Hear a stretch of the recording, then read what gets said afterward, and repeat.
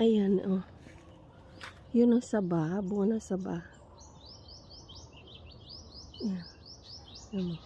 Ayan, sira. Oh. Kasi yung mga dahon niyan, yun, naluluto. Oh. Naluluto po siya sa sobrang init.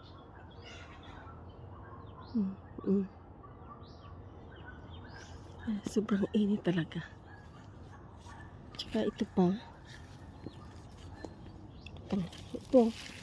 Yan, dalawang senyorita yan. May mga bunga yan. Ayan. Ayan. May mga bunga yan. Ayan.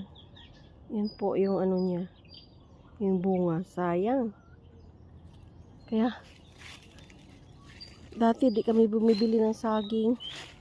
Ngayon wala nang makain na saging. Yan oh. Naluluto talaga yung ano ng ano, saging. Dinidiligan pa nga ito ni Mister. Ayan. Ayan. Oh. Ibabali.